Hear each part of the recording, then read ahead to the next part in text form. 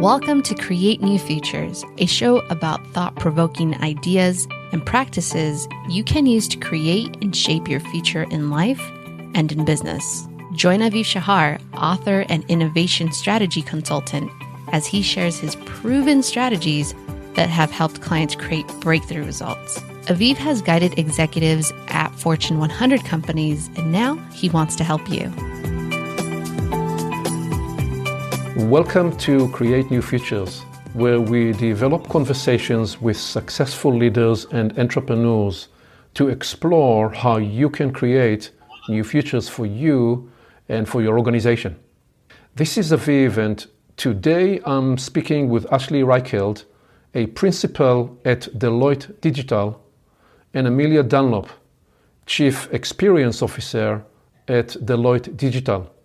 Their research is codified in the new book, The 4 Factors of Trust: How Organizations Can Earn Lifelong Loyalty, where they offer practical guidance to measure and build trust in the relationships that matter most by cultivating humanity, capability, transparency, and reliability.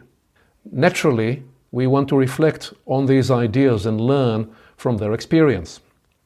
Ashley, Amelia, it's good to have you here. Welcome. Thank you for having us. Excited to be here. Yep, good to see you. So let me begin by asking you first, of all the things you do at work, what do you enjoy most? What makes you most alive? Well, I can tackle that one first. You know, as a consultant, I get to do 2 things that I don't think you get to do in every job all the time. And one is you're constantly barraged with new problems, new industries, new clients, new everything to tackle, which is exciting because it keeps you on your toes. And I think secondarily, you also have the opportunity to continue to teach and grow teams over the course of your career. So you're equal parts kind of professor problem solver, which I really, really love. I like that, Ashley. So yeah, I'll jump in and say that I often do a lot of recruiting for my undergrad, and I give I refer to as the love speech, which is, as you think about setting out on a career, you should find a job that you could just possibly love. And for me, what I love about my job is that I'm an ideas person. So I love that we're going to have a conversation today about ideas and how they can impact the world. I love working with other kind of people and the teams with my partner, like Ashley. And then I love trying to tackle tough problems. And I think that these are the types of things I get to do every day. And I particularly love being able to bring ideas out into the world, like we did just writing a book together.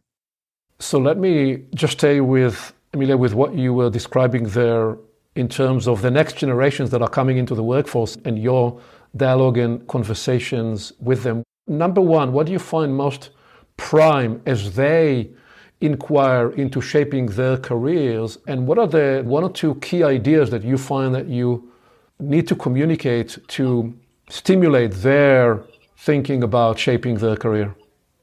Well, it's a great question. I mean, we do know that about 36% of the global workforce right now is Generation Z, right? So they're entering the workforce at a time when they probably finished college and started their new jobs entirely virtually, which is an experience that I'm pretty sure none of the 3 of us had when we started work. And so I'm so mindful of that. And so one of the things that we've done as an extension of our research and trust is research specifically with Generation Z. And the thing that really struck me in that is the thing that Gen Zs rate as the second most important trait that they value at work is empathy.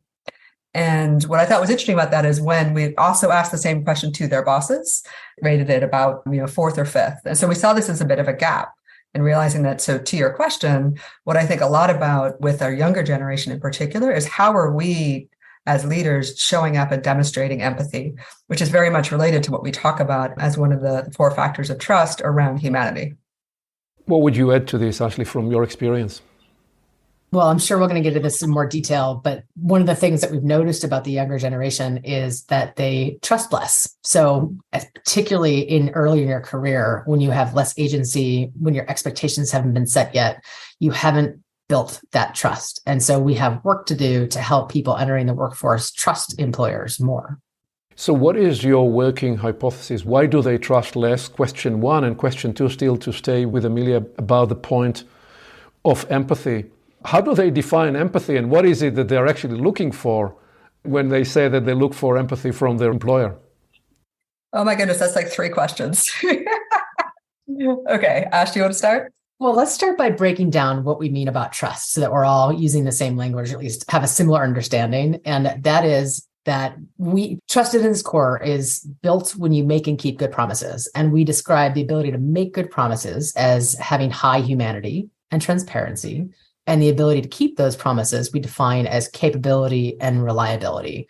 Those are the 4 factors of trust. And together they describe not only most of the variation we see in trust scores, they also describe behavior as an outcome. And we find that when customers and employees trust either the brand that they're buying from or the employer that they're working for, it greatly drives behavior. So on the customer side, this means that they buy from you all the time. In fact, many of them will be loyal.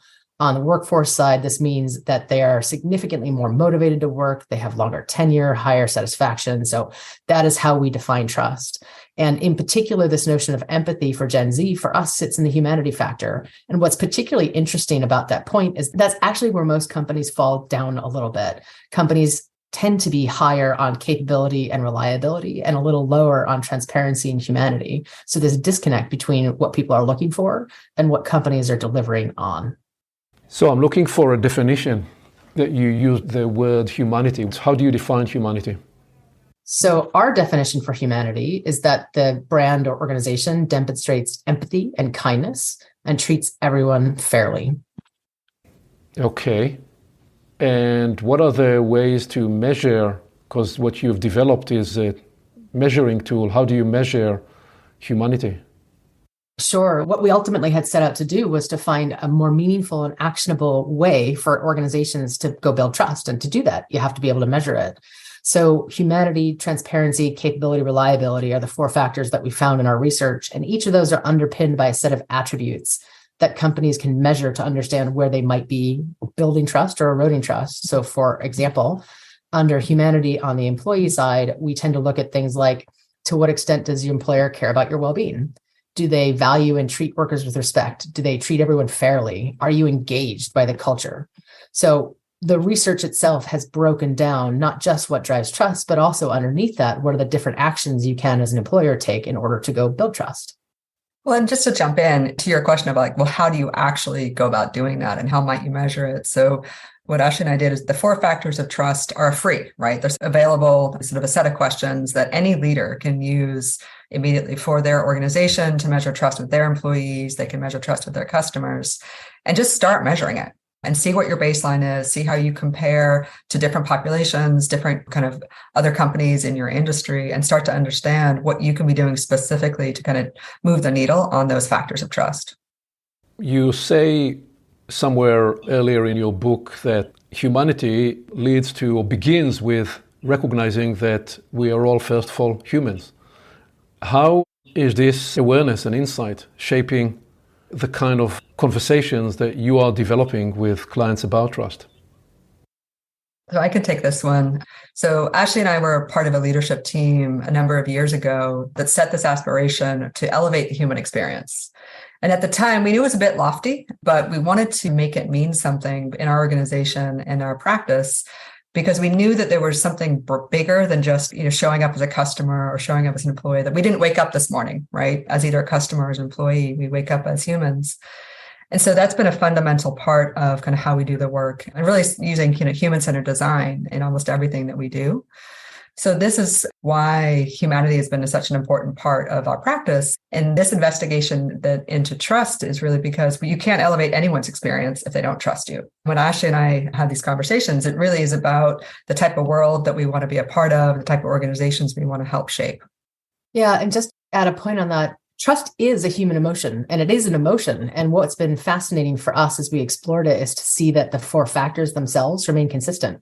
How you earn trust as an employer versus as an organization selling a brand versus anything else is the same, because trust is human. So if you really want to build trust, you have to understand that people are human first. So getting back for a minute to Gen Z, what is the research revealing? Would you say that they are fundamentally different in the way they are wired about their response to these inquiries? Do they have a different trust algorithm in their mind. What are you discovering about Gen Z? They are the future, so we ought to be studying what is occurring with them. Let me start on this. What I would say is, I don't think that how you build trust with Gen Z is different than how you build trust with any other generation. Trust is trust. It is that human emotion. And so you build it the same way you do with everybody else. You make and you keep those good promises. I think what we need to recognize about Gen Z is, as newer members of the workforce, they do have less experience, so less of a point of view about what it is they should be expecting. This is really important because if you don't hit somebody's expectations, you miss building trust. Anytime you miss expectations, it's an opportunity to lose trust. And that could be because somebody didn't have the right expectations, or it could be because we didn't set those expectations well. Similarly, the other thing that's important to note about being a younger employee is you don't have nearly as much agency as you do when you get more senior, more tenured. The reason agency is important is because you can start to influence outcomes. Of course, it's easier to trust the things that we're in control of, and those are both super relevant for Gen Z being new to the workforce. And are you proposing that there is a mismatch between how they expect and desires in terms of agency and their early experience in workforce, where the conflict arises? I can't imagine that there's not some level of disconnect, because we see that replicated in trust scores, and younger generations do trust less than older generations. So certainly that is likely to be a piece of it. But let me bring that to life with a little bit of a story. So pretend you're a flyer, and this is the first time you've ever flown. You're in the middle of your flight, and all of a sudden you hit major turbulence. Your reaction is probably going to be to hold onto the seat for dear life, because you don't know what to expect. Is the plane going down? Is this normal? Meanwhile, the person sitting next to you, who's flown a dozen times over the course of this month, has been through turbulence before. They're not particularly worried about it because they understand that everything's going to be fine. They just want to be sure that you're not going to spill your coffee on their laptop as they continue to work their way through this turbulence. So expectations aren't necessarily self-set. Sometimes they're set by the person you're working with, and sometimes it's just a matter of getting enough experience in order to have an understanding of what is likely to happen. Amelia, anything you want to build on this? Sure. I mean, when I think about Generation Z, I also think it's important to isolate the difference between when all of us were 18 to 24, right, versus what's specific to this generation. You know, I am not a member of Gen Z, so I wouldn't consider myself an expert. But as I've been working with members of Gen Z on this research, there are some very defining characteristics, right? So this is the first generation to come of age with social media, where they have always had a voice that has always been amplified, and their ability to kind of have their voice heard. And now that expectation is translating to when they show up at work, right? Where I think that's one of those things that is distinguishing about the generation. Also, obviously, the pandemic and the kind of the virtual work first environment. It's one of those things where, as leaders, I do think about what deficit we're building in the next couple of years, where if our junior kind of team members haven't had some of the in-person work experiences that we've had, if they haven't connected with leaders and with each other, which is why I think it's so important to kind of bring it back to trust and to actually be intentional about how do we build it with this particular generation so that we don't find ourselves with a deficit in our organizations going forward.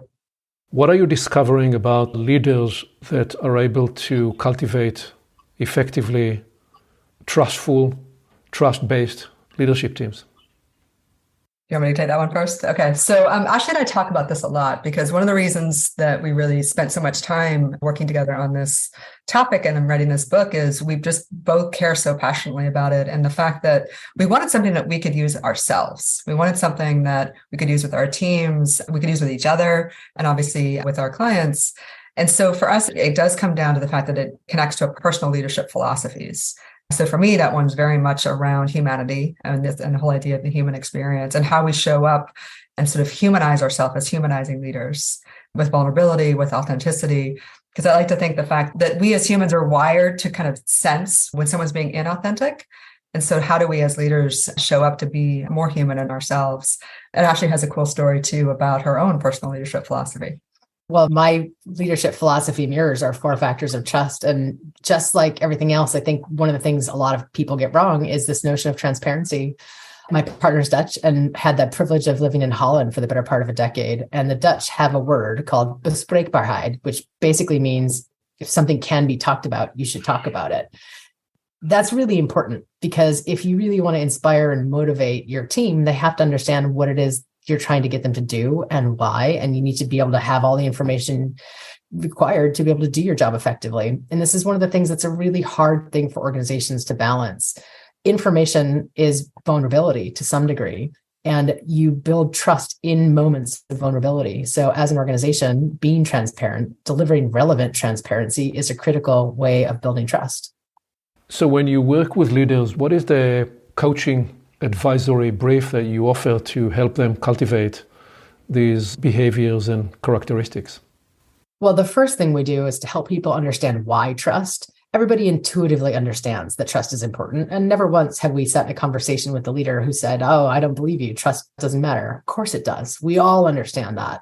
I think what's missed, though, are probably a couple of things. First is the extent to which it does drive behavior. Trust drives the outcomes you're looking for, full stop. It generates motivation, it generates desire to work, it generates all the things that you're looking for as a leader. So helping people to quantify that is important. And then the second thing we tend to do is to say, now that we all agree on what it can deliver, we want you to understand what the gap is, because most employees don't trust their employer, about half actually, and employees overestimate their employees' trust scores by about 40%. So there's a significant gap in between how trusted I think I am as a manager versus how trusted I actually am. Once we're on the same page on those two topics, we can dig into what are the things that you can do better as a leader or as an organization in order to build trust. And that's where the 4 factors come in. So a lot of your research was generated inside the professional arena in the context of your work. What's the insight about how these factors transferable to other spaces that are very important for the human experience and are outside of the professional arena? Relationship with people other than in the work environment, for example. Well, I think one of the things that we do know is that trust has been declining in the United States, at least for the past 40 years. So we know the fact that trust is critical across so many institutions, right? So it's been, whether it's in government institutions, medical institutions, religious institutions, so it's not just an important topic in the business world, but it is one that, expands across so many different dimensions.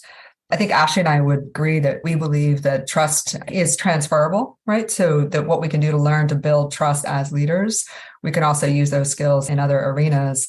But the focus of our research has really been on kind of businesses and governments, agencies, and how they can use the 4 factors to build trust.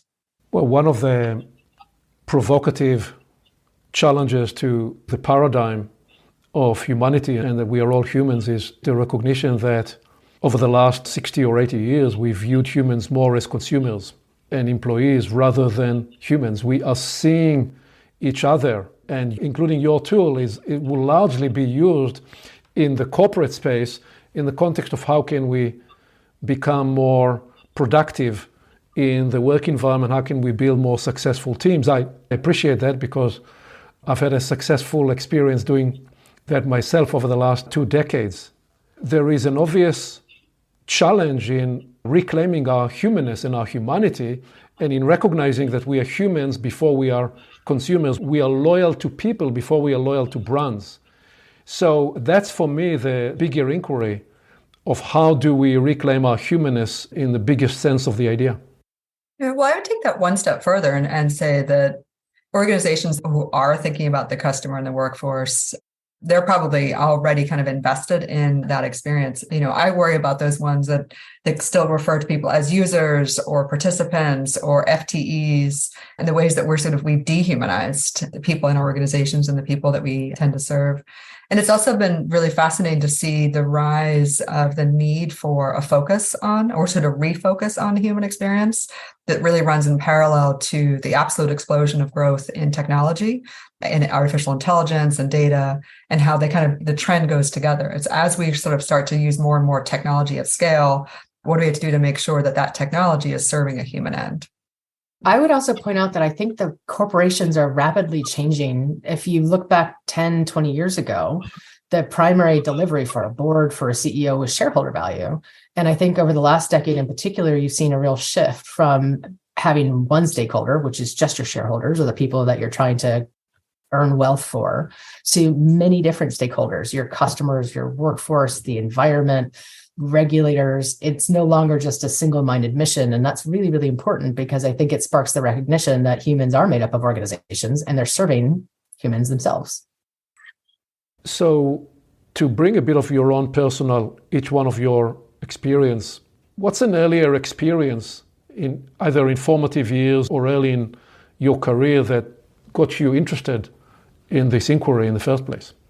I love this question. So Amelia, maybe I'll dive in and then let you jump in. There are a couple in my growing up that have really influenced me, whether that was running my own Christmas tree farm, which was often based on the honor system and people having to leave money without anybody checking that they're leaving money, to things like my uncle writing a book on loyalty at the same time that the owner of the Browns stole our team and took the team to another city, all the way through to what it's like in your adult life to experience things that don't really seem fair, like, not being able to live in my country growing up or having to adopt my own children.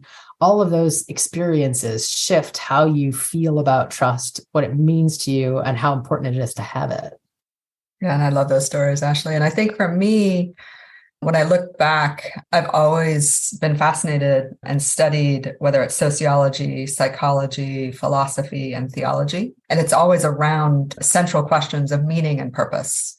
And so I think that has very much paved the road that I'm on now as we think about what does it mean to show up with meaning and purpose with our humanity, and how do we use trust to build that? So let's ask the bigger question about leadership and leadership trends, where trust is obviously an important factor. What are the big challenges that you see leaders struggle with at this time? Gosh, where to start? I mean, there's so many things that you have to balance as a leader right now. It's hard to pick one. But I think one of the things that the world is facing right now is the gender imbalance that exists at work, and how companies need to be more thoughtful about proactively keeping and building more diverse workforces, whether that's people of color or women. We have a world that's a little bit stilted right now that needs to be rebalanced. Yeah, totally agree with that one, Ashley. And then I would add to it the challenges that leaders are all facing with how do they grapple with sustainability, and how do they show up in their own organizations authentically, and the reporting demands that are placed on them, but then also how do they verify that any of these indicators and any of these different measures of different sustainability outcomes are really trustworthy. So I think there's a lot of challenges that leaders have now to figure out how to measure as well as take action on sustainability. If we ask about the trends of the last century, the last even 60 years, clearly women in leadership has been one of the most transformative changes. And still, some would say that we're only halfway or not halfway on this journey. So I'm interested in your comment. Where are we in the evolution of women in leadership? How is this trend evolving? And what are the frontiers that you see specifically today with women in leadership? Well, I think it's interesting that you cite that some people might think we're only halfway there. I mean, one of the things that I think about is that the Equal Pay Act is only about 5 decades old. And so then you could be like, wait a second, like that's not that long ago. When you consider that, the idea that people who did the same job, perform the same function should be compensated the same. And so I think it's acknowledging that that's still in living memory of many people who run organizations, that we do still have a long way to go. And we know that, in our trust research. So Ash, do you want to share what we found? Well, I think it's pretty easy. Women trust less than men, and there are a lot of good reasons for that. In fact, what's fascinating to us is that women actually start out trusting more than men in the beginning. And it's when you get a little bit of experience that you lose that trust, which suggests that it's our lived experience that really drives down trust levels. It has nothing to do with our biology or how we're raised, but how we experience life. And that's really, really important. On the consumer side of things, many companies are still designing products for men and then maybe changing them a little bit, shrinking them, pinking them in order to get to their female audiences. So we're not really starting with women at the centerpiece for how to design and create experiences and products. We're kind of using it still as an afterthought. And the industry I love to pick on, incidentally, for this is automotive. Automotive companies today, as far as I know, are still using average sized male test dummies to test cars for safety. And the result of that is that women and children are substantially more likely to be injured or die in a car accident.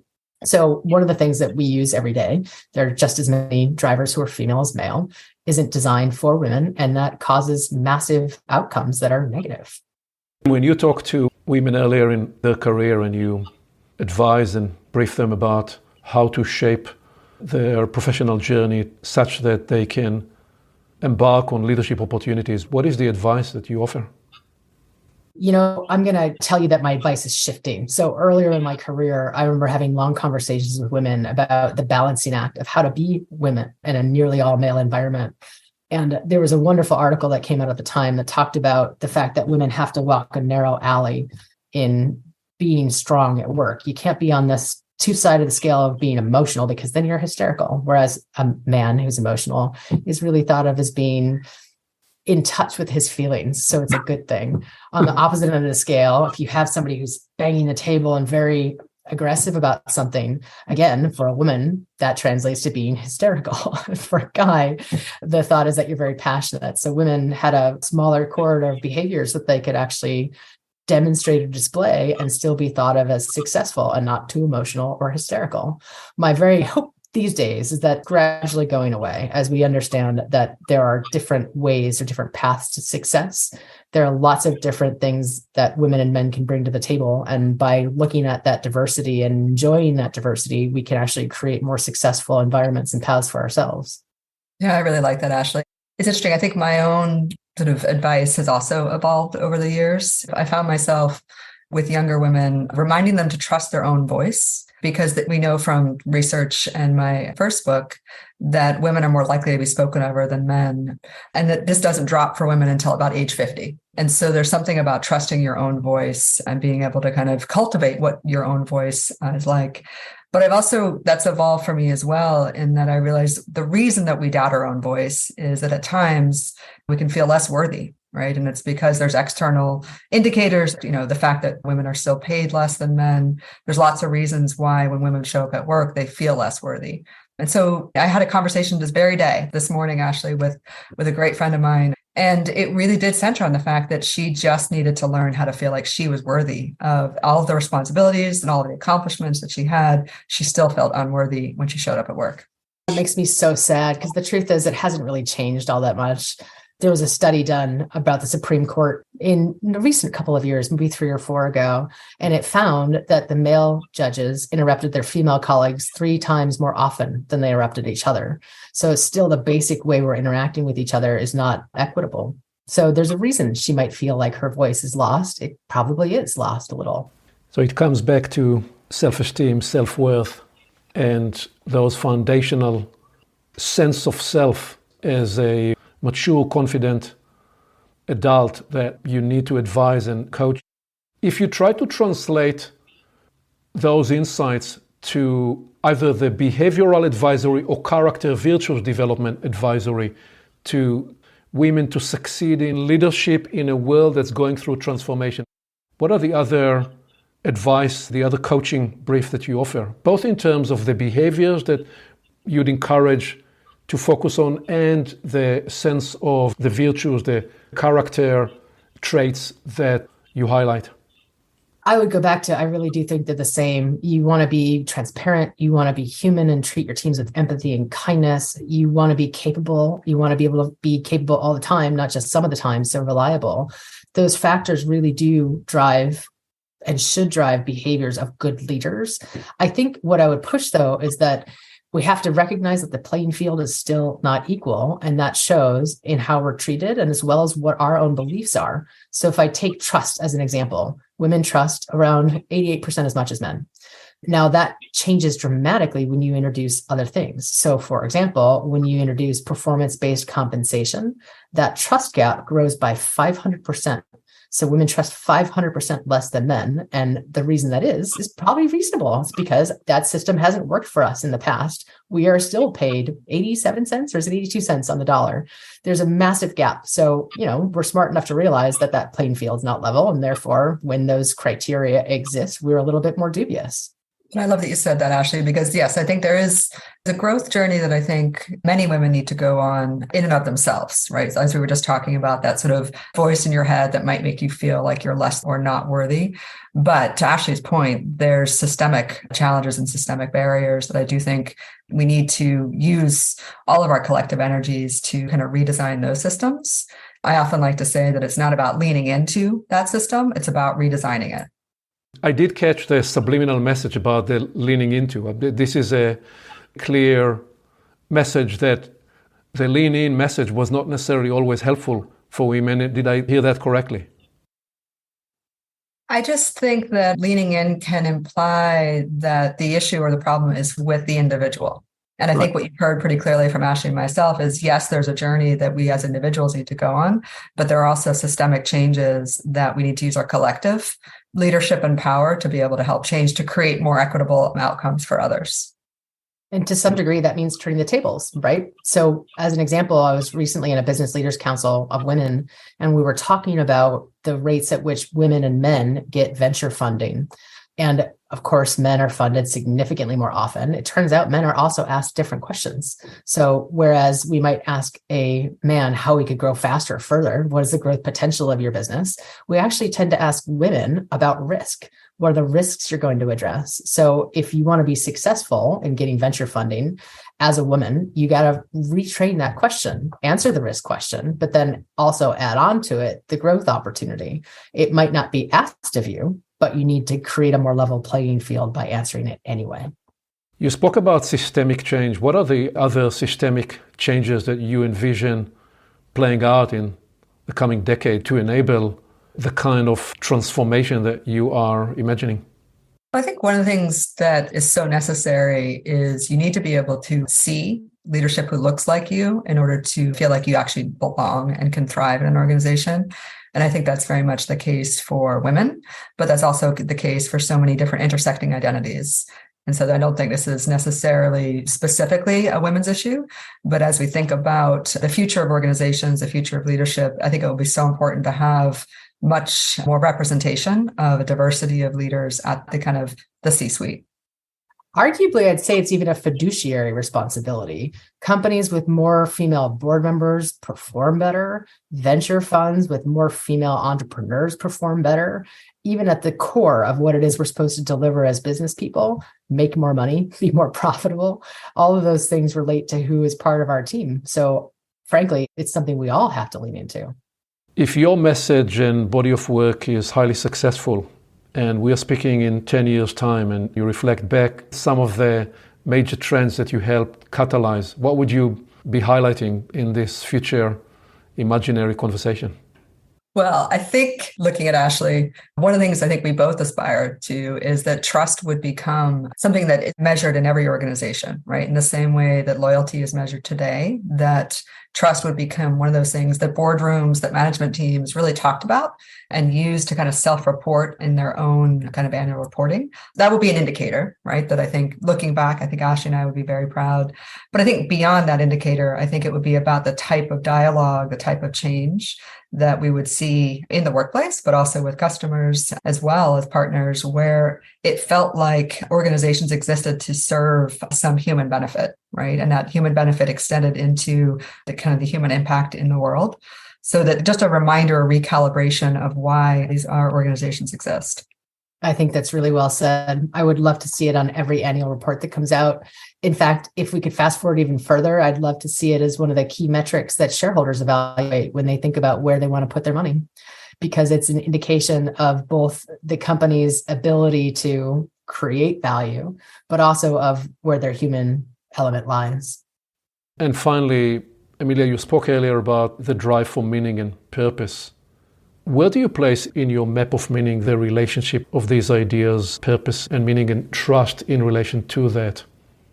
So if I understand the question is, how do I connect the need for meaning and purpose to this discipline and inquiry around trust? Interesting. I have to think about that. I mean, I think the way that I've made sense of it is I've observed that in the workplace and the discipline and profession I've been in for the last 20 plus years, we've seen the rise of the desire to focus on purpose, to focus on burnout or well-being or inclusion or belonging, and any of these issues that we've seen sort of teams kind of start to organize around, which for me are just fundamental issues about what it means to be human and to be seen as worthy and loved and acknowledged with respect, whether in the workplace or anywhere, to be honest. And so I think that's why for me, I've come to this place of it's about the human experience, because, you know, we could talk specifically about burnout, or we could talk specifically about our DE&I numbers, but I think it's important for us to think about the broader human experience. And so then the connection is obvious and easy, right? It's the fact that we're not going to do anything to elevate different identities, lived experiences, if we're not very intentionally building their trust. I think that was well said. I think we're watching organizations shift in the stakeholders that they're paying attention to, who gets a voice, and what they're all in the boat trying to do together. Purpose is going to increase in value or over time, I think. So that's a central, critically important driver. One of the ways I internalize what you are both offering there is that, well, the first person we each have to trust first is ourselves.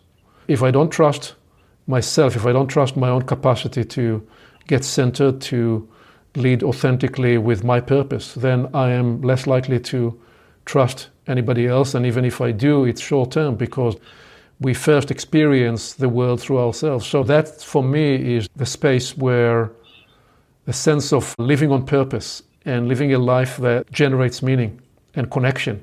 It sounds easy though, but it's actually really, really hard. And the reason I say it's really hard is because your lived experience and your identity intersect. So if you think about your trust scores, they're greatly influenced by your lived experience.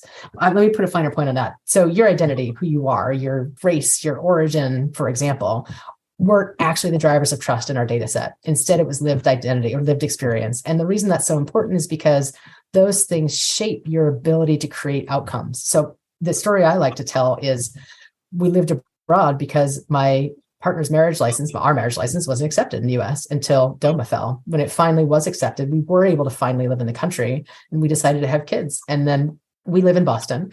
Both of us are on the birth certificate. However, my parents are in Ohio, and my daughter's a type 1 diabetic. So if we were to visit in Ohio and she ended up in the hospital, we learned that even though we're both on the birth certificate, we're not both viewed as parents. And so my partner wouldn't be able to see her in the hospital. Therefore, to safely visit Ohio, we had to adopt our own children. Now, that has nothing to do with my identity. It has nothing to do with being gay, but my experience as a gay person absolutely gets shifted by that. And so living our purpose, so to speak, is not always as easy as it sounds, because our experience and path to achieving that purpose is really different and shaped by the experiences we have, which of course are shaped by our identity. What else important in the research that we have not touched yet on this conversation that you want to share that would be important to appreciate the kind of framework and trust know-how you are bringing through this work and through this book? Well, I would say there's two things. One is that obviously, hopefully we've conveyed to you and your listeners the importance of trust and why as leaders we can use it in our own practices and why it's so important to do so. But I think the other thing that Ashley and I are very excited about is that trust, and particularly the 4 factors of trust, are predictive of behavior. That's ultimately what we care about in organizations. And so we know that these 4 factors together predict 74% of behaviors accurately. And so I think that's one thing that's really important. And then ultimately, the other piece of research we did was to see how those behaviors then kind of add up to kind of the outcomes from sort of a shareholder returns perspective. And that's where we learned that those organizations that really outperformed their peers when it comes to the 4 factors of trust are the ones that deliver kind of like 400% more kind of shareholder returns. Yep, up to 400%. In closing, what any other parting message would you offer to people listening to Create New Futures? Measure trust. Start by measuring trust. The 4 factors are up there for consumption. They're open source. They are easy to use and actionable. We encourage everybody to start there. And then if you don't control that in your organization, you can always start with your own leadership style. Take the 4 factors, internalize them, think about what you could be doing differently or better to really earn those components with your teams. And I would say, if you like our conversation, please check out the book, The 4 Factors of Trust, and also the website, 4factorsoftrust.com. Thank you so much for having us. Thank you for listening. Aviv always encourages his clients to identify the 1 or 2 ideas they can move forward into action immediately. What will you capture and apply today? You can always begin with a small action and then build momentum over time. When you move forward from an idea to action, you get immediate ROI, return on the time you invested, and return of learning. And then the learning cycle builds the success propulsion. One more thing. You can reach Aviv directly by phone and email to discover how he can help you create a new future for your business and organization. Creating your new future can begin today.